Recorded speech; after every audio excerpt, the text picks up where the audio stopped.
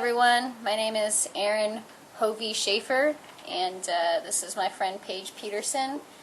We're going to talk to you guys a little bit today about feminism and marriage, but first I would like to tell you a little bit about myself. I'm studying English at the graduate level, and I'm researching for my capstone, in which I theorize that female characters in modern literature are constructed in terms of romance, and I feel like this has some sociological implications to millennials and Generation X readers.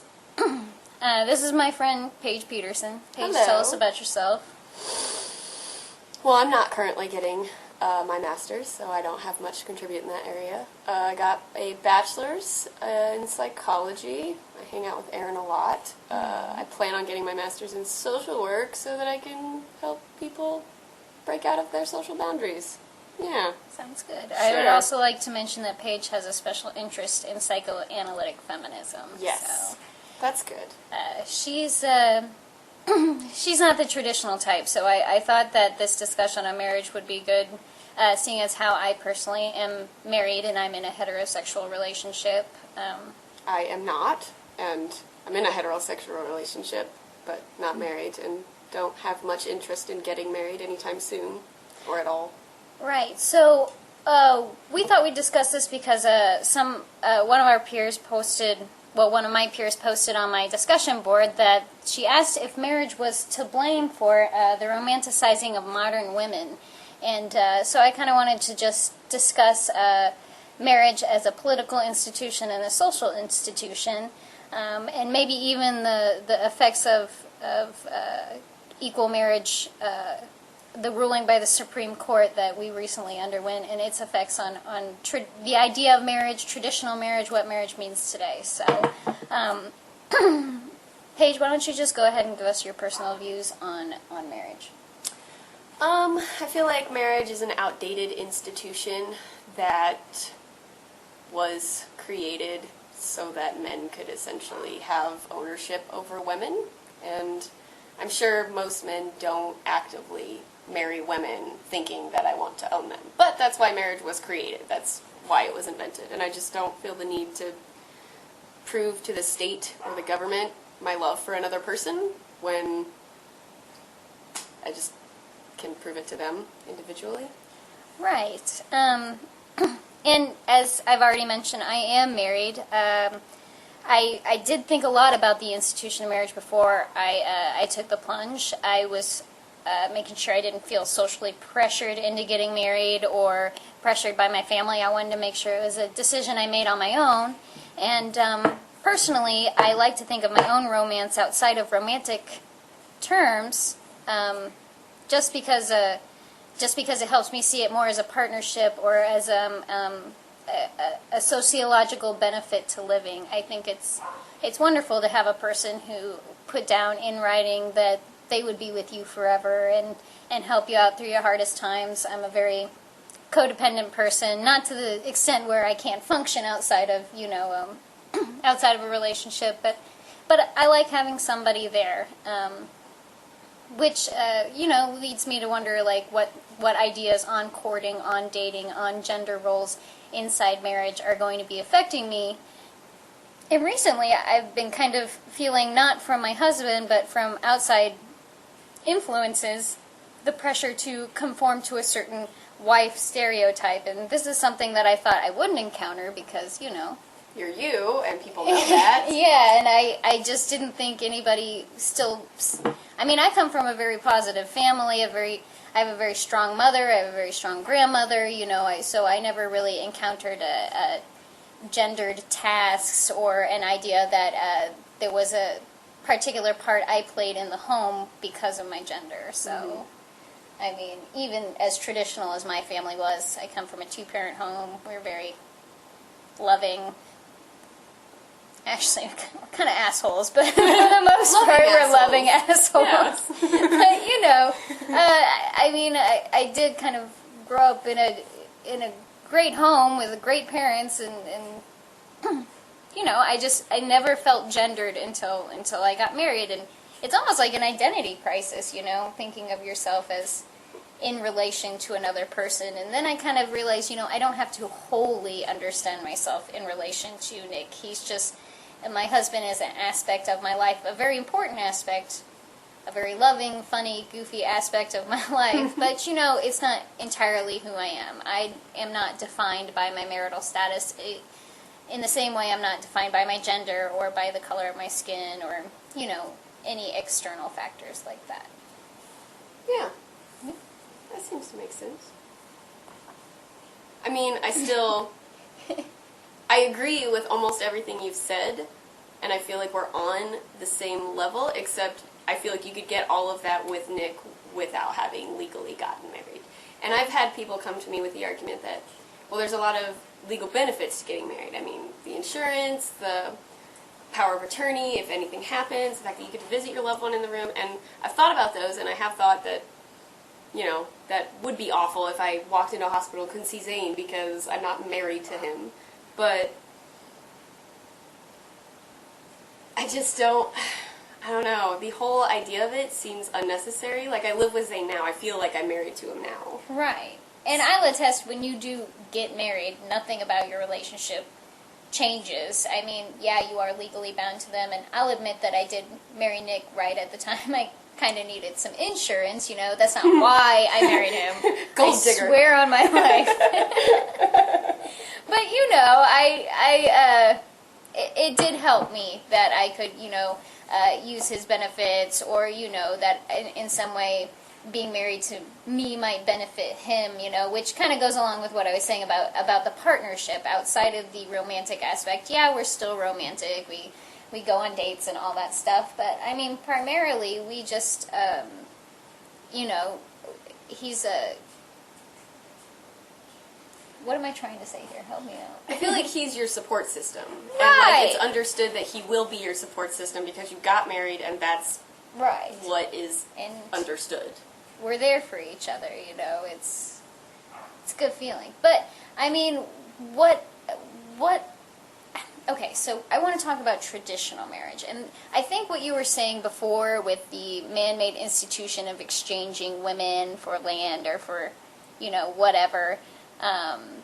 I think that is traditional marriage, but I personally feel that marriage has evolved since then. I feel like, and I was reading this article, and I will post it on here. It was from the Huffington Post, and he says that he thinks that now that gay marriage is legalized by the Supreme Court, that it's degendering marriage. So now people are beginning to ask the questions. It's like, well, whose name am I going to take if we're both male, if we're both female? What tasks should we play in the home if we're both male or both female? And the author, it was a woman, claimed that eventually women themselves would start to ask these questions. It wouldn't become so strange that a woman would want to keep her own last name or would ask the husband to keep her last name, and it would only be a matter of time before we started, looking at tasks based on skill instead of gender. Is it okay for the father to stay home with the child, which I'm totally pro father staying home with child. I had a stay-at-home dad, and it was so fun. It was awesome. So, I mean... Don't hold back if you want a stay-at-home dad. That's a thing. That's a real thing now. See, and with you talking about how your parents were married, I think that's also different. I think that the tricky thing about trying to figure out why people react to gender and why people react to the opposite sex the way they do, or people of the same sex the way they do, there's so many outside factors that you have to look into. Like, I've never seen a functional marriage in my family. My mom went through one dumbass after another dumbass. So, like, all I ever saw from marriage was that people are shitty inherently, and what's going to happen is you're going to get to the point where you're going to decide that you're different people, and you're going to want to move on. The only thing is, you wrote down on a piece of paper that is legally binding that says you have to do a mandatory 6 months marriage counseling before you can decide to leave each other, or if there's an alimony or a prenuptial, I almost said right. Prenatal. Then there's all these strings that are attached when it's just like, and this is my commitment issues that I need to deal with as a person, but at the same time, I want to feel committed to you, but I don't want to feel like I can't leave you because my life will be ruined. You know, I will ruin, you know, my whole consistency, my income, my whatever will be ruined because you and the government say I can't leave you.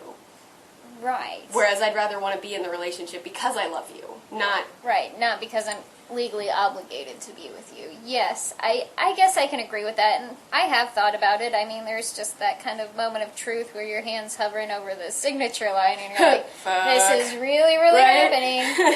But, I mean, I think that that's a commitment that's also a choice, you know. I mean, you don't have to obviously get married. I think there's that thing where, like, if you stay together, or if you're not married but living together, It's common law. Yeah, common law and stuff like that. And I think that's why that kind of exists.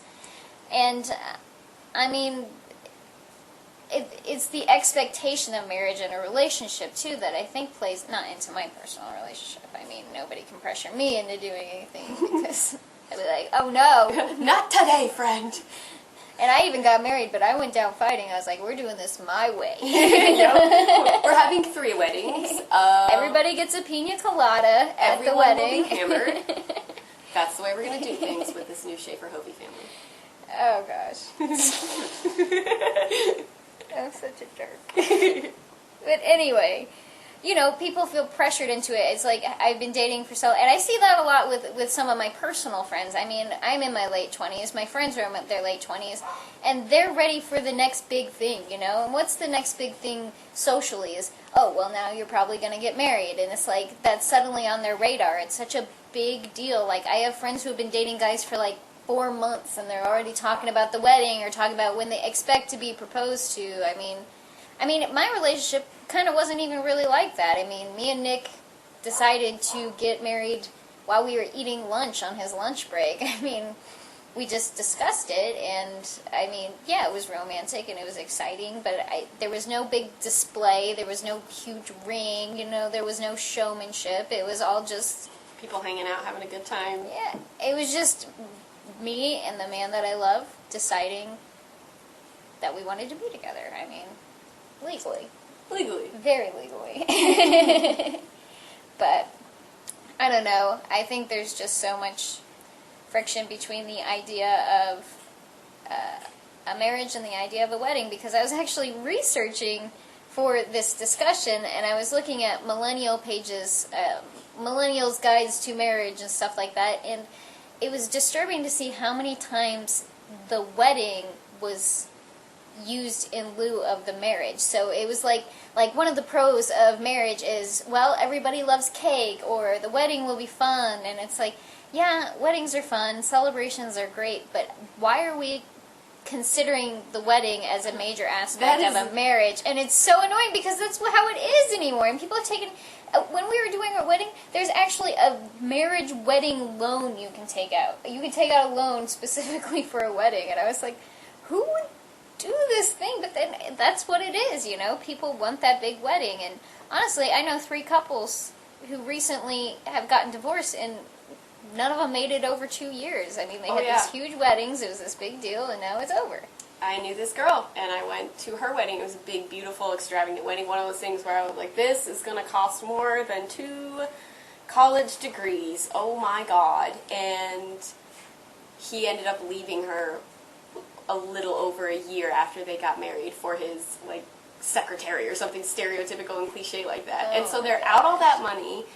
They bought a house together. They had planned their life together. And it's just like, you can't predict what happens. So if you focus too much on, like, that big day, you're not focusing on the relationship. It's literally 0.1% of your entire relationship together is one day. And I think it's kind of insulting to the relationship to make the wedding so important. I mean, what should be important is, you know, bond, your time together. Just the idea that you are married. I mean, yeah, I like to party as much as anybody else, but I mean, the grandeur, the extravagance, people putting themselves in debt for it, I mean, and then what? I mean, and this is where the romance comes in. The main question that was asked to me was like, is romance a product of marriage, or is, here, what the hell am I trying to say? So I'm talking about romance, right? And I'm talking about marriage. Are people being manipulated by romance into marriage?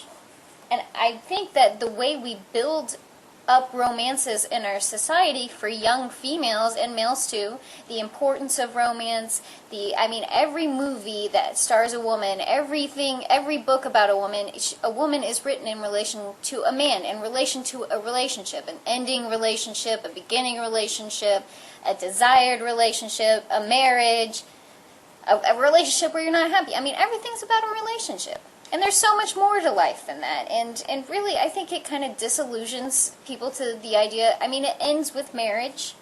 It leads to marriage. Are we... Speaking as someone jump in here. who has personal experience, I loved those books and those movies when I was growing up. I was really sheltered. I had a just shitty, boring, awful childhood. And what books and movies? Romance. Romance, novels. the genre. genre. Ones that Okay. perpetuate the idea that you need to just find someone and that'll be your savior and you'll live happily ever after. And so when I started dating these people, these guys, I would hold them to a certain standard that I would be offended if someone else held me to. And it got to the point, and my sister's the same way. The only difference is I got older and I went to school and I branched out and I started learning that that's not the way the world is and started to teach myself how to be more of an individual.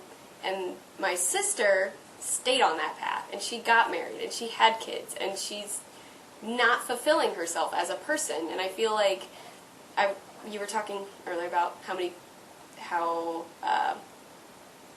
same-sex marriages are doing something to the idea of gender. Degendering yes, marriage. Degendering marriage. So, I don't know if degendering is actually a word. I'm just using it. It is today now. And now it is. Yes. Going Edgar Allan Poe up on this.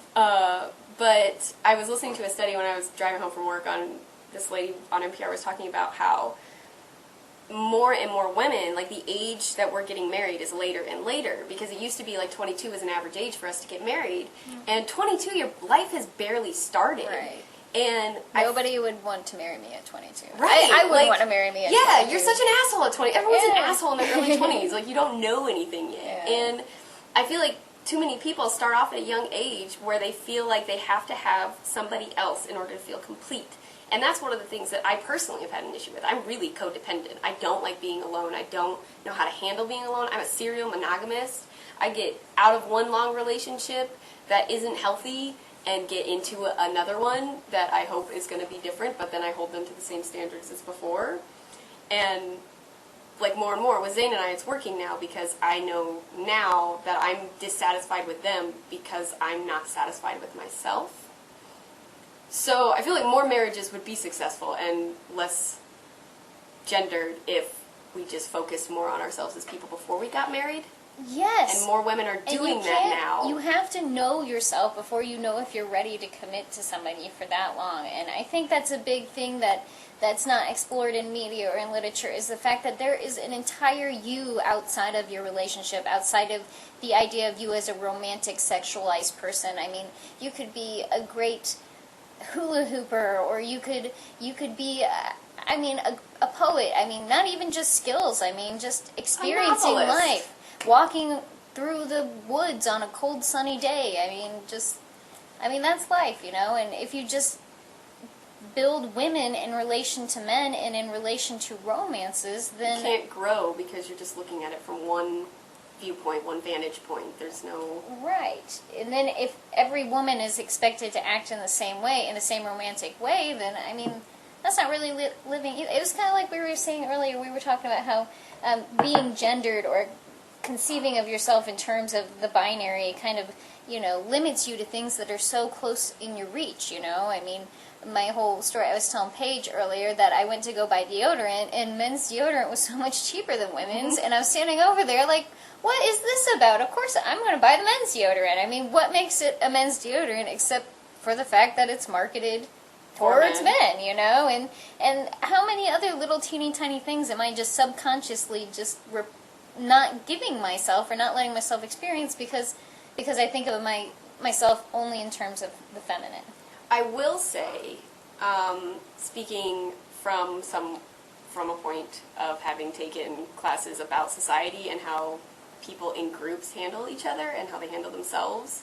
People like to be identified. They like to be part of a group. They like to be in on the secret. So a little bit of that, and I doubt it's something anybody is consciously aware of, I think, is women are raised to be feminine, so we teach ourselves that we enjoy doing that. So we get to the point where we like shopping for girl items. I don't want to shop for men's deodorant because it doesn't smell as pretty, or it's not as... And I feel like men do the same. I'm not saying all women do that, but I feel like men do the same thing. Men don't want to wear, prissy, feminine things, but that's just because... What I kind of wish is that we could get to a point where men could experience the feminine and women could experience the masculine without in a way that it's socially acceptable. So then, because I personally feel like if men did women's things, that they would really like them. I mean, massages, well, guys get massages, but like getting your nails done or getting highlight, well, I guess some men got highlights, but just things that... Taking bubble baths. Yeah, taking bubble baths. Chamomile tea, big fluffy pink robes. I mean, those are awesome things, and like I said in my post last week, a lot of people... women are breaking free of that female stereotype, but men are kind of just still caught up in it. And I think women are more able to do that, though. Women are more accepting and open-minded about people stepping outside of their boundaries, whereas men, like if they do things feminine, they're shunned by their own group. They're shunned by men. And so you kind of have to, have men telling other men that it's cool to do this. You can't have a female doing it because they won't acknowledge that. Right.